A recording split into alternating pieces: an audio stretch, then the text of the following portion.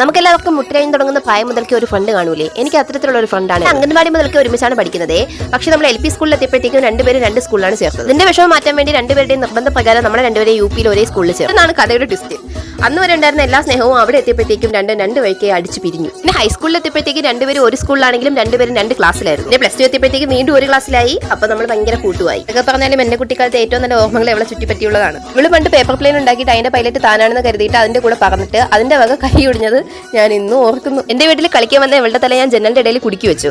എന്നിട്ട് അത് ഊരാൻ പറ്റാതായപ്പോഴത്തേക്ക് ഞാൻ ഓടി രക്ഷപ്പെട്ടു. ഇതിനന്ന് ഞാൻ വാരിക്കൂട്ടി അടിക്ക് കൈയും കണക്കില്ലായിരുന്നു. അപ്പൊ എന്തായാലും അവൾ ഹോസ്റ്റലായതുകൊണ്ട് വല്ലപ്പോഴും മാത്രമാണ് കാണാൻ പറ്റുന്നത്. എന്നെ കണ്ടുമുട്ടിയ ഒരു ദിവസം നമ്മൾ വെറുതെ വന്ന് പുറത്തേക്ക് പോയതാണ് ഈ ദിവസം. പുറത്തേക്കൊന്ന് പോവുക, കുറച്ച് സാധനങ്ങൾ വാങ്ങുക, 10 പരിദൂഷണം പറയാ, തിരിച്ചു വരിക. ഇതായിരുന്നു ഇന്നത്തെ അജണ്ട. ഇത് നമ്മുടെ നാട്ടിൽ പുതുതായിട്ട് തുടങ്ങിയ ഒരു കടയാണ്. അവിടേക്ക് പോയതാണ് ഇന്ന്. എനിക്ക് പ്രത്യേകിച്ചൊന്നും വാങ്ങണ്ടായിരുന്നു. അവൾക്ക് എന്തൊക്കെയോ വാങ്ങണമായിരുന്നു. അവൾ ഇതൊക്കെ വാങ്ങി. എന്തായാലും ആ കടയിൽ ഇല്ലാത്തതായിട്ട് ഒന്നുമില്ല. മിക്ക എല്ലാ ബ്രാൻഡിന്റെയും സ്കിൻ കെയർ മേക്കപ്പ് പ്രോഡക്റ്റ് എല്ലാം ഇവിടെ ഉണ്ടായിരുന്നു. എന്തായാലും അവിടെ നിന്നൊക്കെ നേരെ ഇറങ്ങി ഒരു ഷാർജയും കുടിച്ച് വീട്ടിൽ തിരിച്ചു പോയി. ഇനിയും വീട്ടിൽ കയറില്ലെങ്കിൽ അവിടെ തന്നെ നമ്മളെ വെട്ടിത്താക്കുമായിരുന്നു. ഇന്നേക്ക് ഇത്രയേ ഉള്ളൂ. വീഡിയോ ഇഷ്ടപ്പെട്ടവന്ന് ലൈക്ക് ചെയ്തേക്കണേ. Bye bye.